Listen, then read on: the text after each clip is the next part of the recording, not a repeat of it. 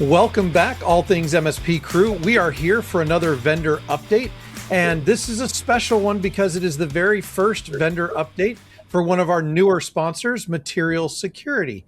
And I think that this is going to be an interesting conversation because they are taking a different look, a different tactic on email security, and I'm really interested to hear kind of the nuts and bolts of how they're doing it. So please welcome Abhishek from Material Security. He's one of the co-founders. Abhishek, how you doing today? Hey, I'm doing well. Thanks for having me.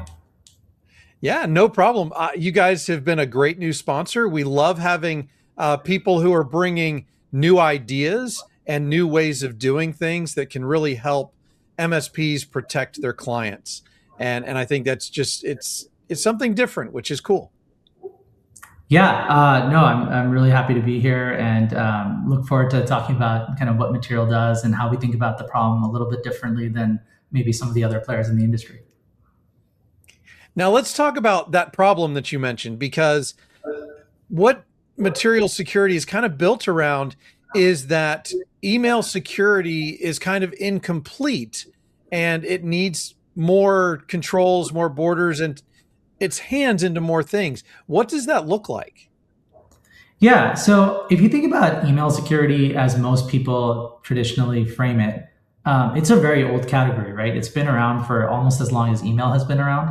And basically the idea is emails are a really great way for me to deliver something bad to you, right? Whether it's harmless spam all the way to malware, a social engineering attack, phishing. But the point is, it's always been thought of as the way I send you something bad. And so email security products, since the beginning of time, have focused on basically a filtering problem, which is how do I stop malicious emails from coming into the mailbox? And that used to be something that was done maybe at the network level. Then when things moved to the cloud, there was kind of like MX record proxies. And more recently, in the last couple of years, there's been API-based vendors but they're all doing the same thing, which is basically trying to stop bad emails from coming in. And that is obviously very, very important because email is the way that most organizations end up getting breached through an entry point, through a malicious email that's delivered, whether that's traditional kind of phishing, looking for credentials, or social engineering attacks, impersonation. So all of that is very important. The thing that makes it incomplete, though, is that what a lot of folks have not realized is that email is not just the way I get you, it's actually the thing I'm after. And the thing that makes it the thing I'm after is that if you think about it, it's this giant repository of content that basically like mirrors your entire digital life if you're like thinking about like a personal account, or like a giant unstructured data repository of your organization's context if you're thinking about like a company, right? So like everything from like employee information to IP to legal documents, financial reports, regulated data, it all ends up in email. It's kind of this like just great like a collector of information because everything ends up there. So if I actually send you a malicious email, that's me trying to do something bad. But often the target that I'm actually after is the email repository. And we've seen this in really high profile breaches, like the Sony Pictures breach is probably the most famous, where they took the entire mailbox and put it on WikiLeaks, and the internet had a field day. But if you think about it, traditional email security products, they just don't do anything about that problem because they're not worried about the sensitive content that's already in the archive. But if I'm a bad guy and I get access to a mailbox, I can just dump it out in like a matter of minutes, and I've just got years of data. And unlike other content repositories where we have all these controls, there's really nothing with email. Like once I'm in, I get everything. To make matters worse, email is also the way that I prove that I'm me for a lot of applications still. So if I get into a mail account, I can go abuse password reset emails and now start resetting your passwords to different services. And so companies we work with, obviously they'll have like an IDP, like Okta in place, but there's many applications that are still using email for identity. One of the most famous examples of this is like magic sign-in links coming from Slack, right? If I get into an email account, I can just go request a magic sign-in link, Slack helpfully sends it to me, and now I can compromise the Slack workspace. So thinking about pre-breach email is kind of what traditional email security has always been. But post-breach email is like, what happens if someone actually gets access to a mailbox? That's the thing that's been missing in email security, in our view, forever. And that really, to me, sounds like taking a more holistic approach to defending the mailbox. And you're right. I love the idea that you're not just protecting the perimeter from somebody coming in, but you're kind of watching that critical data and managing that aspect of it, because you're right. Those mailboxes are the repositories of our work life and our personal life. Yeah, exactly. And it's so funny because we've all kind of accepted that like perimeter defense alone is silly in a lot of other domains, right? Like, it's firewalls, if that's all you did, you'd kind of be like laughed out of the room because it's like, okay, perimeter is not enough. But with email security, that's exactly what we're doing. We're just doing perimeter defense. Where this is really bad and like, the rubber hits the road is breaches cost money. So like, for a lot of the folks in your audience that are listening here, their customers, like probably the biggest cybersecurity event they end up having is an email account takeover where a bunch of mail is exfiltrated. And now if it's got PII or PCI, there are real fines.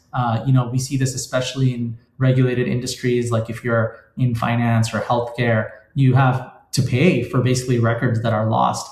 And the cleanup is also hard because how do you know what was taken? How do you know how much was in there in the first place? These are tough questions to answer, but they're typically the things that really get customers in trouble when the breach does occur. So yeah, it's really interesting to us that the industry has so focused on prevention, but hasn't really done anything for the containment, especially in a world where people can get into email accounts in other ways, not just by sending you a malicious email, right? Like we see OAuth as a connection protocol that's starting to get abused. We see malicious browser extensions. We see malware on personal devices. There's just lots of routes in.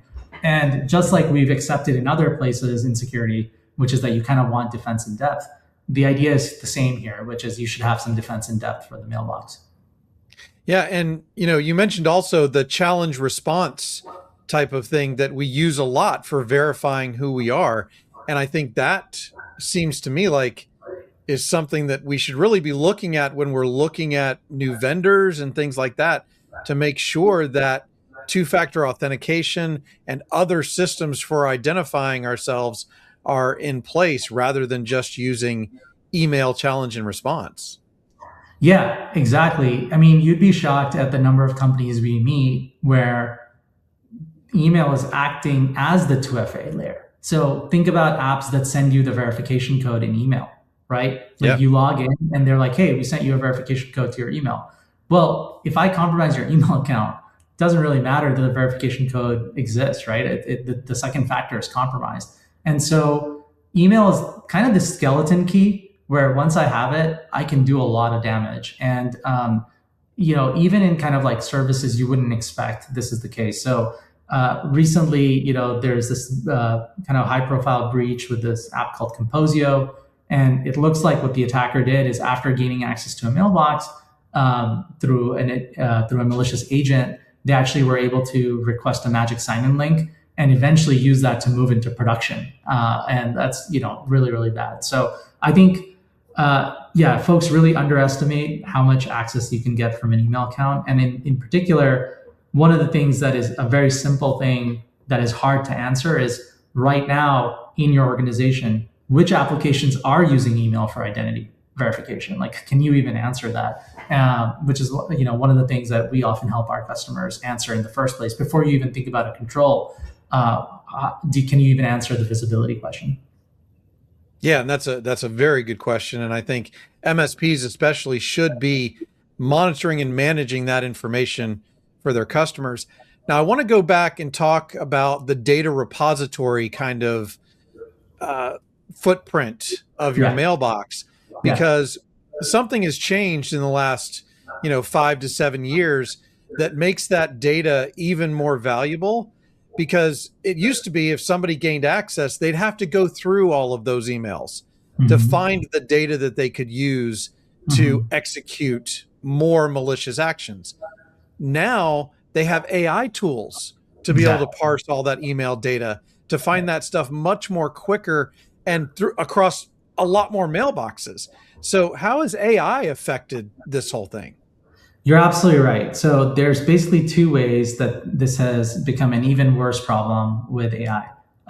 The first is exactly what you said. The attacker has tools that let them go through this repository in a very fast way. So downloading the email once you've gotten mailbox access was always possible via the APIs, but now searching through it becomes really fast as well, right? Like I can go and, I could do that before with code and things like that, but it's just that the barrier is even lower now. So that's absolutely the case. The other thing, though, is even if you put the attacker aside and you just think of regular employees that are connecting agents, AI agents to their email, well, they are handing over the entire mailbox repository, right? Like there's no way to connect an AI agent to your email and say, please only look at email going forward, or please only look at email from the sender. Like that scope doesn't exist. So when you connect Claude to your email or some third-party AI agent to your email, you are giving it the entire mailbox. And what that means is that, at best, you may be kind of like violating some policies around where the data is allowed to go, who's allowed to see it. Do you have a sub-processor now that's getting that data? But at worst, if that agent goes rogue or it gets compromised, like we've seen some examples recently of the OAuth tokens that these agents use get compromised. And now what was just a harmless, productivity kind of use case of giving an agent access to email becomes a breach vector. And obviously, we haven't talked about what Material actually does, but one of the things that we can do with our solution is say, let's go proactively through all of the mail that you have sitting, years and years of email sitting in your archive, and actually put certain messages that are extra sensitive behind an additional authorization layer. And that is a very effective control, not just for the attacker who got into your mailbox, but also for some third-party agent that you willingly granted access to your mailbox. Because maybe you don't want it to have, your board decks along with that email you're using it to schedule a coffee chat for. So it sounds, we've kind of talked about the problem. We've talked about what MSPs and security teams should do and should be looking at to address some of these problems. How does material security fit into this puzzle? Yeah. So first of all, like I mentioned at the beginning, inbound email security is still a very necessary control. So you can't not lock the front door, right? Like you have to still do the basics. So Material is an API-based product. It connects to Google Workspace or Microsoft 365, and it does a really great job at looking for malicious emails that bypass Google or Microsoft's native controls, or sometimes if you have a secure email gateway. And these are very sophisticated, social engineering attacks, impersonation, where there typically isn't like an obvious payload to look for. There are kind of more things you have to do with AI and machine learning to look for these attacks. So we do that. And that's what we refer to as kind of pre-breach email security, right? That is kind of your traditional email security.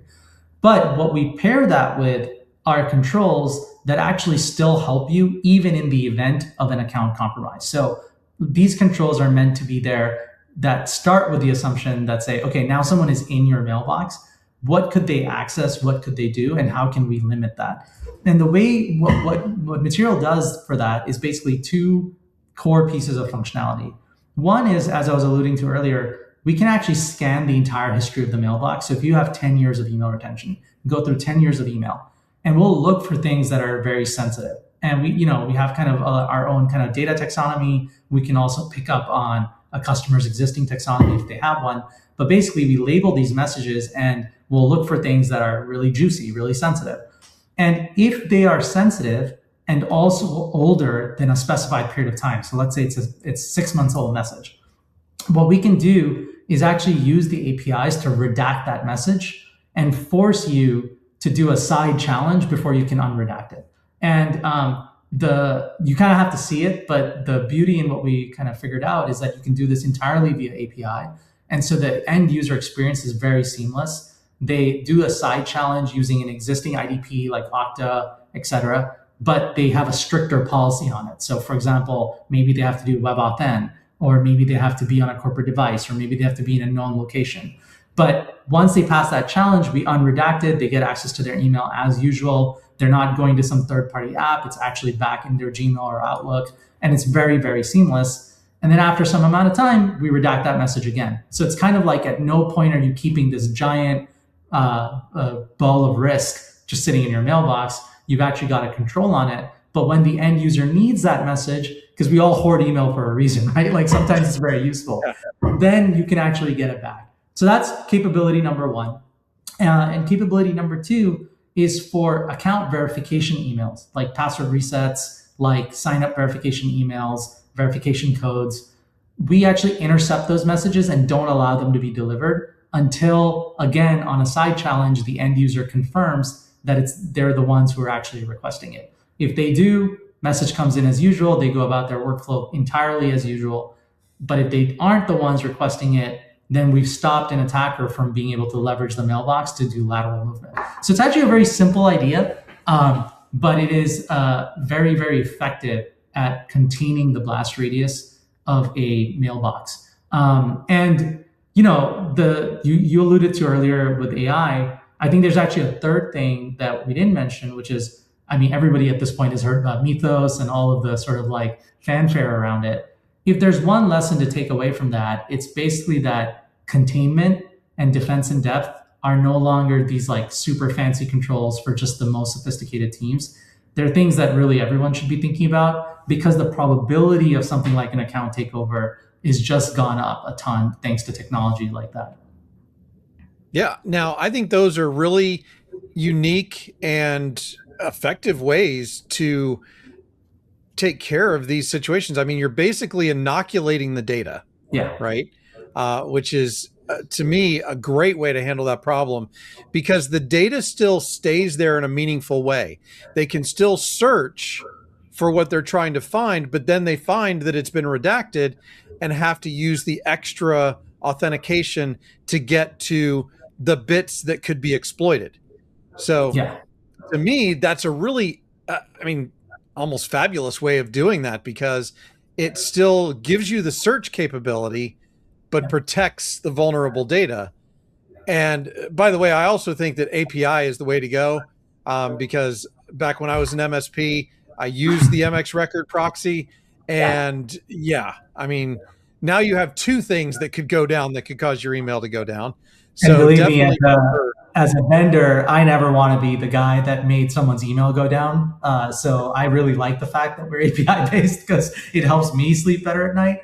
But also, other than just the service disruption, there are just so many things you can do with the APIs that you simply can't do at the network level. So It's not just about ease of deployment. It's actually a bunch of capabilities that you get when you're API connected. It's a much easier integration and deployment, but it's also just more powerful in what you can do in terms of remediation and detection. So we're big fans of the API-based approach. Yeah, and I love the fact that it's going to catch those password reset requests before the attacker has a chance to see them. Again, that's another layer that is a big vulnerability today, but is a necessary thing. So you're keeping the ability to do it in place. You're just adding an extra layer of protection on top of it. That's exactly right. And again, this is defense in depth. This is security 101. These are not brand new ideas. They just haven't been applied to email security before. And our take on the problem is that if you're kind of thinking about modernizing email security anyway, and you're thinking about moving past kind of maybe some of the legacy providers or supplementing the legacy providers, you may as well add new capabilities, not just another filter that's layered on, right? Because we can get the catch rate from 95% to 96% to 98%. It's never going to be 100%. Doesn't matter how many layers you add. And it's much better that you actually add defense in depth with things that assume compromise and actually can help you contain the blast radius. That's kind of a big push that a lot of our customers are doing, as they think about modernizing their email security and they're looking at the landscape of vendors. Their options are, do I get a better version of basically the same thing I've always been doing? Or do I get a better version of that and get some enhanced controls for these situations that I really didn't have any coverage on before? Yeah, and that's great. So, Abhishek, thank you very much for providing this introduction to material security today. I know that we're going to be going into more depth of how it works in future episodes, and I look forward to that. And really thank you for material security's support of the All Things MSP program. Yeah, very happy to have been here, and this was a really fun conversation. Thank you so much. Yeah, no problem. And if you want to find out more about material security, just go to material.security and find out a whole lot more about what they're doing and how they do it and how they can help you protect your clients.